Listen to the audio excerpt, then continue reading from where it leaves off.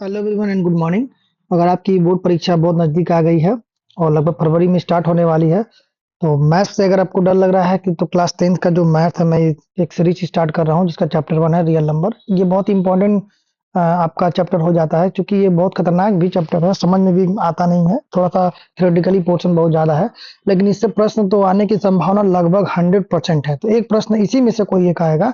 अगर आप ये वीडियो देख रहे हैं तो इसको जरूर देख लीजिए, ये मोस्ट इंपॉर्टेंट है। इसमें से एक आध प्रश्न तो ये हूबहू एकदम आएगा। तो जैसा कि पहला प्रश्न, मैं ज्यादा देर नहीं करूंगा।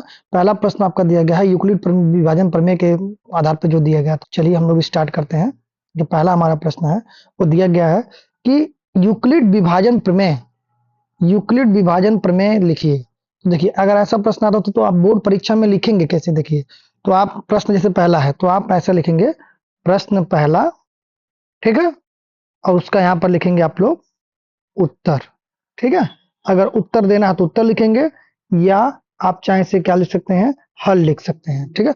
क्योंकि थियरी पूछा गया है तो उत्तर लिखना सही रहेगा। तो यूक्लिड का विभाजन प्रमेय क्या होता है तो देख लीजिए।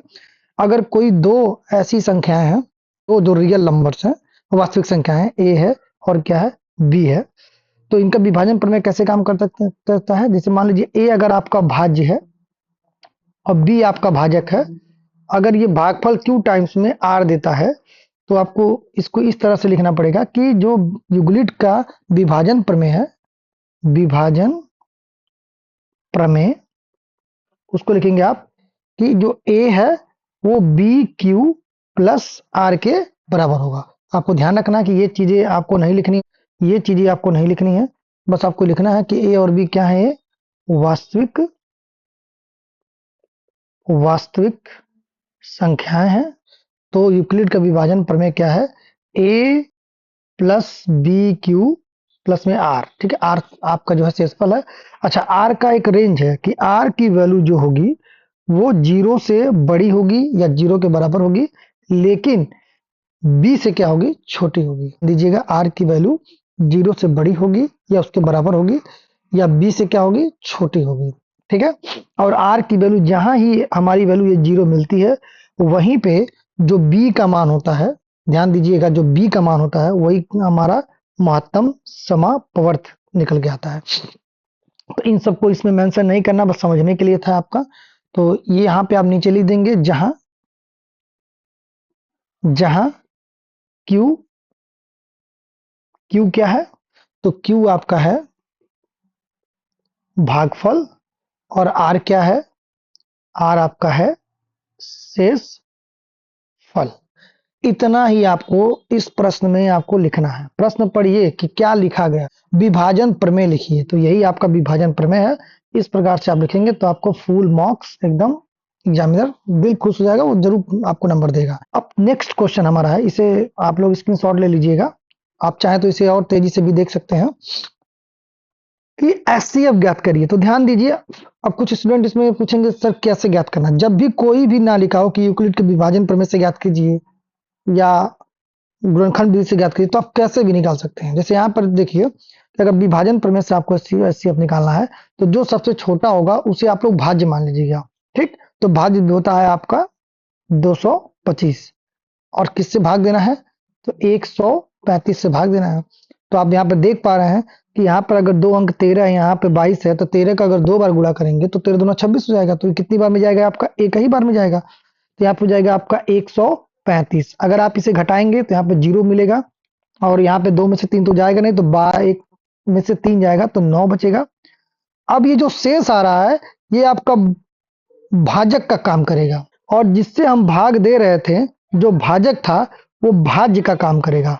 तो यहाँ पे आ जाएगा। अब यहाँ पे 9 है और यहाँ पे 13 है, तो आप देख पा रहे हैं कितनी बार में जाएगा। 9 को 13 में जाएंगे तो एक ही बार में जा पाएगा, तो 9 करने में 9, मतलब यहाँ पे हो गया 90। अब आप इसे घटाएंगे तो मिलेगा आपको यहाँ पे 5, और 13 में से 9 जाएगा तो 9 4 होता है 13। मैं फिर से कह रहा हूँ कि जो शेष है वो बन जाएगा आपका भाजक, और जो भाजक था वो बन जाता है आपका भाज्य। ये बात याद रखिएगा। अब यहाँ पे जो भाजक था 90, अब यहाँ पे आ गया। अब ये कितनी बार कटेगा, 45 दूना में 90। तो ध्यान दीजिएगा, जहां पे ये काटेगा, मतलब ये जो भाजक है, यही आपका बन जाएगा आगे चल के म 100। मैं आपसे बार बार कह रहा हूं कि जो भाजक है, जो बी की वैल्यू है, वही आपका बन जाता है। जैसे यहाँ पे मैंने विभाजन प्रमेय बताया था, बी ए क्यू बाई में आर था, तो जो ए की वैल्यू थी बी क्यू प्लस में आर था, तो यही जो बी है वो क्या बन जाता है आपका, मस बन जाता है आपका। ये बहुत ध्यान में रखिएगा। इसी प्रकार से आप दूसरा क्वेश्चन लगाइएगा। अब ध्यान दीजिएगा, जो बड़ा वो इधर उधर दे सकते हैं, ये वैल्यू जो है इधर उधर दे सकते, वो वैल्यू देखिए, बड़ी वाली वैल्यू पहले दी है, छोटी वाली वैल्यू बाद में, तो भी कोई दिक्कत नहीं है। जो बड़ी वैल्यू रहेगी उसे आप भाज्य मानिएगा, और जो छोटी वैल्यू रहेगी उसे आप मानेंगे भाजक। तो आप एक बार करिएगा अपने आप से, देखिएगा हो रहा है कि नहीं हो रहा, और उसका आंसर बताइएगा कि मौसा क्या होगा। सेकंड आपका एस सी एफ एलसीएम है, जो कि यहाँ पे ऊपर मैंने कर दिया है। अच्छा, सिद्ध कीजिए। तो ये जो है फॉन्ट जो है ये आ नहीं पाया है कॉपी करने पर, तो यहाँ पे ये स्लाइड नहीं बन पाई है। तो प्रश्न चौथा आप देखिए, कह रहा है कि 306 और 657 का एचसीएफ यूक्लिड, देखिए यहाँ पे यूक्लिड विधि कह दिया है, तो आपको यूक्लिड विधि से ही निकालना है, यूक्लिड प्रमेय से निकालना है। तो आप कैसे निकालेंगे, आपको करना है बगल में रफ कार्य और भाग विधि, और इधर आपको करना है फेयर कार्य। जैसे मान लीजिए मैंने यहाँ पे एक स्लाइड ले लिया, और मैं यहाँ पे करूंगा आपका फेयर कार्य, और बगल में कहीं आप करिएगा रफ कार्य। अब इसमें रफ कार्य क्या करना है, आपको पहले लिखना है यूक्लिड विधि, ठीक है, यूक्लिड सॉरी विधि। तो यूक्लिड विधि क्या है, A is equal to B Q plus में आर, ये लिखना है। और यहाँ पे आर की जो वैल्यू होगी वो 0 से बड़ी होगी और बी से छोटी होगी, मतलब ये जो लाइन है यहाँ पे रहेगी। तो इस बात को आप लोग ध्यान रखिएगा। अब यहाँ पे जो ए की वैल्यू होगी वो बड़ी वैल्यू होगी, और जो बी की वैल्यू होगी वो छोटी वैल्यू होगी। तो ये रफ कार्य है जो मैं करने जा रहा हूं। तो 657 मैं यहाँ पे लिख दे रहा हूं, 657, और ये है आपका 306। तो आप यहाँ पे डालेंगे तो यहाँ पे 3 को 2 बार में ले जाएंगे तो आसानी से चला जाएगा, 3 दूना 6, तो 2 छक्के हो जाएगा आपका 12, और 2 3 6 हो जाएगा। घटाएंगे तो क्या मिलेगा आपको, 7 में से 2 जाएगा तो आपको 5 मिलेगा, 5 में से 1 जाएगा तो आपको 4 मिलेगा। अब यहाँ पे हो जाएगा 0। मैं बताया था कि जो भी शेष होता है वो भाजक बन जाता है, और जो भाजक होता है वो भागफल बन जाता है। इसके केस में देखिए, ये आपका बी है, ये आपका क्यू है, और ये आपका ए है। तो यहाँ पे ए की वैल्यू है 657, इस तरह से लिखना है। अच्छा, बी की वैल्यू कितनी है, बी की वैल्यू 306 है, 306, और इंटू में क्यू की वैल्यू कितनी है, 2 है, प्लस में आर जो बच रहा है हमारा क्या है, शेष है, वो है 45। ठीक, इतना आप लोग लिख देंगे। ये था आपका रफ कार्य। अब फिर से देखिए हमारा ए बी सी डी कैसे बदलेगा। अब ध्यान दीजिएगा, ये वाली वैल्यू आपको यहाँ ट्रांसफर करना है, और ये वाली वैल्यू उसकी जगह पे ट्रांसफर करना है। ठीक, तो जो ए की वैल्यू नहीं निकल के आ जाएगी वो हो जाएगी 306, अब ये हो जाएगा 45, और 45 से कितनी बार में यहाँ पे जाएगा, तो आप फिर से वही रफ वाला कार्य करेंगे। तो 306 में आप देंगे 45 का भाग, तो आप देख पा रहे हैं यहाँ पे 4 है, यहाँ पर 30 है, कितनी बार में जाएगा, 6 बार में। तो 6 पचे 45 को 5 हासिल 4, और 6 चौक 24, 25, 26, 27, 28, तो हो गया आपका 285। यहाँ पे बचेगा 1, और 10 में से 8 जाएगा आपका, तो हो जाएगा 2। अब आप देख पा रहे हैं यहाँ पर जो वैल्यू, ये बी की वैल्यू है, ये आर की वैल्यू और ये ए की वैल्यू है। तो यहाँ पे आप जो क्यू की वैल्यू लिखेंगे, क्यू की वैल्यू यहाँ पे कितनी है, 6 है, तो 45 में 6 का गुणा किया गया, और शेष कितना बचा आपका 21। तो फिर से ये फॉर्मेट में आ गया। फिर आप इसे क्या करेंगे, इरेज करेंगे। ठीक है, मतलब आप इरेज नहीं कर पाएंगे, आप तुरंत कार्य करेंगे। मैंने कहा फिर ये शिफ्ट होगा यहाँ पे, ये वाला होगा इसके जगह पे, तो ये हो जाएगा आपका 45, और ये हो जाएगा आपका 21। तो 21 से कितनी बार में जाएगा, 21 दूना हो जाएगा आपका समथिंग में 21 दूना हो जाएगा आपका 42। अब 42 जब होगा तो बचेगा कितना शेष आपका, 3 बचेगा। फिर यही 21 आपका 45 की जगह पे आ जाएगा, तो यहाँ पे हो जाएगा आपका 21, और ये हो जाएगा आपका 3 यहाँ पे आ जाएगा, और 3 कितनी बार में जाएगा, तो 3 सत्ते कितना हो जाएगा 21। और आप देख पा रहे हैं यहाँ पे आर की वैल्यू क्या हो गई आपकी, 0 हो गई। और यहाँ पे जो बी की वैल्यू वो कितनी है, 3 है। तो इसके केस में जो मौसा होगा, मौसा वो कितना हो जाएगा आपका 3। मैं बार बार कह रहा हूँ कि जो बी की वैल्यू होगी वही क्या होगा आपका मौसा, बी मतलब जो भाजक होगा।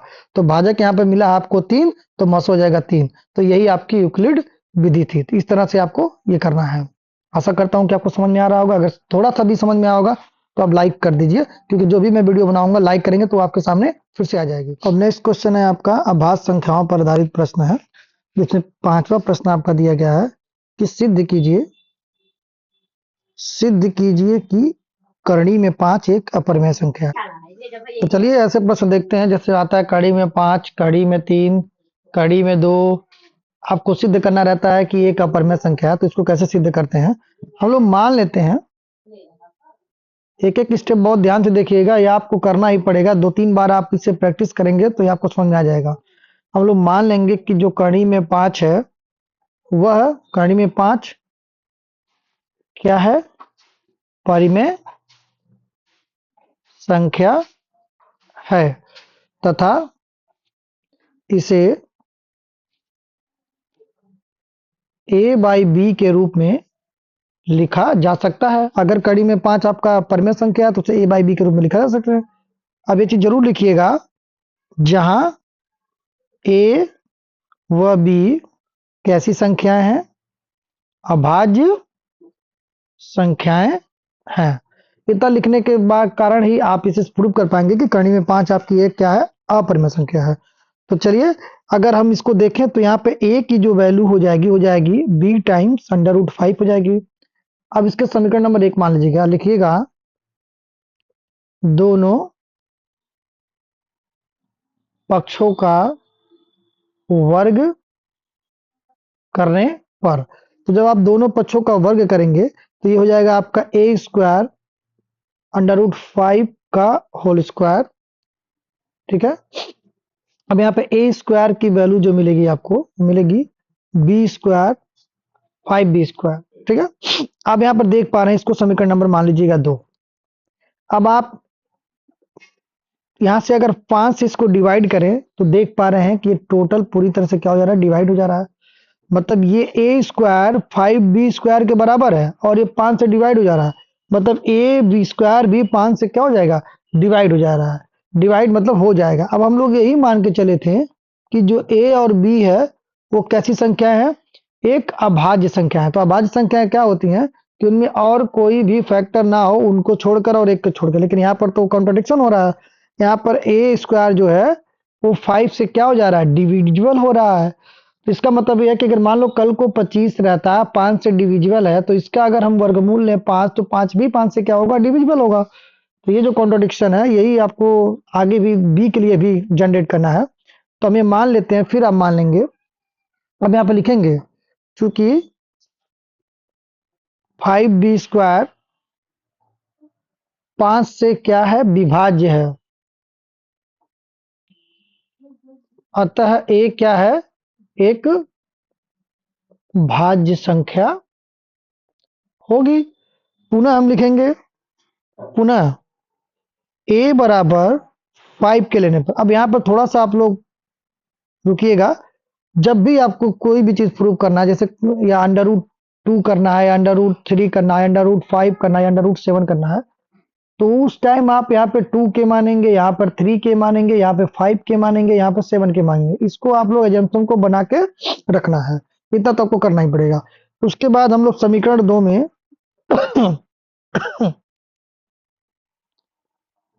रखने पर तो आपको मिलेगा 5k का whole square will be equal to the 5b², या 5b² हो जाएगा 25 के स्क्वायर। अब आप देख पा रहे हो कि अगर यहाँ से हम 5 से डिवीजन करें, ये वाली चीज यहाँ पे चली आ जाएगी, तो b² की वैल्यू क्या हो जाएगी, 5k²। अब आप देख पा रहे हैं कि b² भी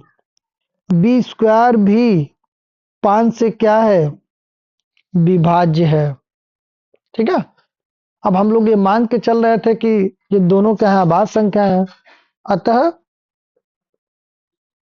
अतः जो माने थे, अतः विरोधाभास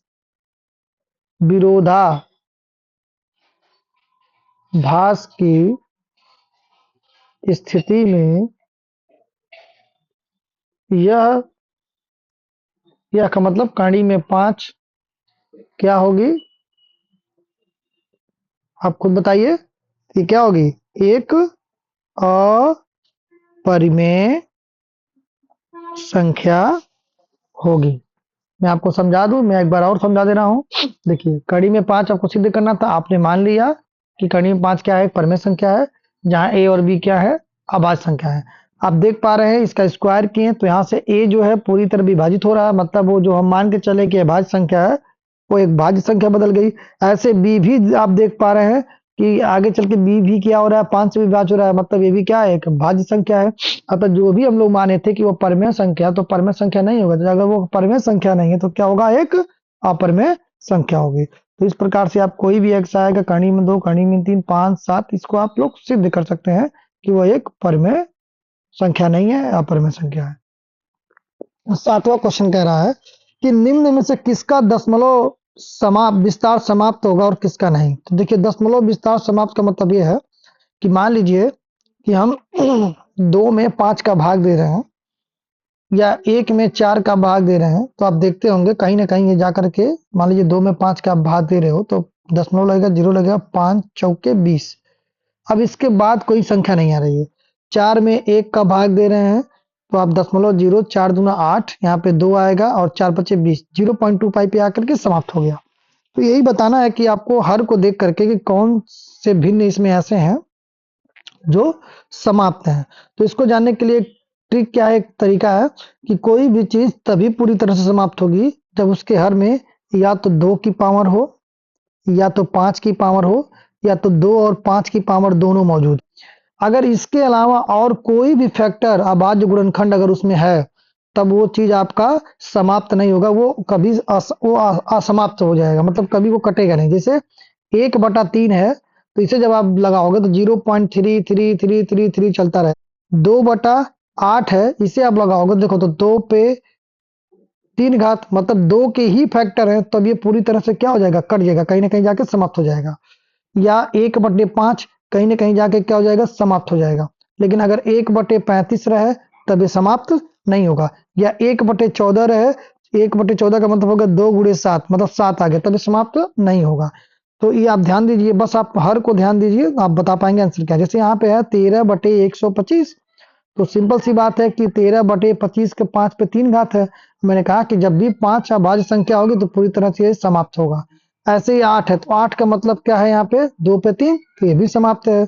455 इसका फैक्टर करिए, देखिए क्या क्या मिलता है।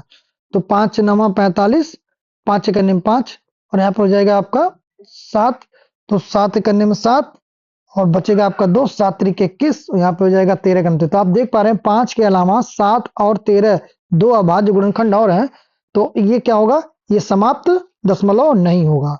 तो इसको इस तरह से आप जान सकते हैं कि कौन सा समाप्त दशमलव है, कौन सा समाप्त दशमलव नहीं। इस पर एक प्रश्न जरूर आएगा। नेक्स्ट क्वेश्चन आपका सहअभाज्य संख्याओं पे है। तो पहला ही आपका दिया गया है कि सहअभाज्य संख्याएं क्या होती हैं, उदाहरण दीजिए। तो मैं आपको बता दूं, ऐसी संख्याएं, 2 या 2 से अधिक संख्याएं जिनका जिनका मौसा केवल एक हो, मतलब उनमें कोई एक के अलावा कोई और आपका गुणनखंड एक समान ना हो, तो वो क्या कहलाती हैं, सहअभाज्य संख्याएं कहलाती हैं। कुछ स्टूडेंट इसमें अभाज्य संख्या लिखा तो वो सोचते हैं कि मान लीजिए आपका 2 है, 3 है, तो यह अभाज्य संख्या है, और फिर 5 है, 8 है, तो ये सहअभाज्य संख्याएं नहीं है। देखिए, गलतफहमी मत पालिए, ये दोनों संख्याएं वो कुछ भी हो सकती हैं, वो पूर्णांक भी हो सकती हैं, पूर्ण भी हो सकती हैं। समझ में आ रहा है, वो सम भी हो सकती हैं और विषम भी हो सकती हैं, उससे कोई मतलब नहीं है। बस ये होना चाहिए कि इनके बीच का जो मौसे हो वो एक के अलावा कुछ ना हो। जैसे 5 और 8 का जब मौसा निकालेंगे आप, तो 5 और 8 का मौसा क्या होगा, कुछ भी नहीं मिल रहा, तो उसका मौसा क्या होगा, एक होगा। तो ये क्या हो जाएंगे, सहअभाज्य संख्या हो जाएंगे। ठीक, ऐसी बहुत सारी संख्या, जैसे 7 है, 15 है, तो ये क्या है, सहअभाज्य संख्या है। ठीक, 6 है, 13 है, तो ये भी क्या है, सहअभाज्य संख्या है। कि ऐसी संख्या जिनके बीच का मौसा केवल कितना हो, एक हो, तो सहअभाज्य संख्याएं कहलाएंगी। अब दूसरा प्रश्न हमारा कह रहा है, 10वां और अंतिम प्रश्न कह रहा है कि जांच कीजिए कि 15 और 18 सहअभाज्य संख्या है कि नहीं है। तो आप यूक्लिड का मेथड भी इस्तेमाल कर सकते हैं। कैसे यूज करेंगे, देखिए आप क्या करिएगा, यहाँ पे लिख दीजिएगा 28, सॉरी यहाँ पे लिखिए 28, और यहाँ पे लिखिए 15। ठीक, इसे मैं इरेज कर दे रहा हूँ।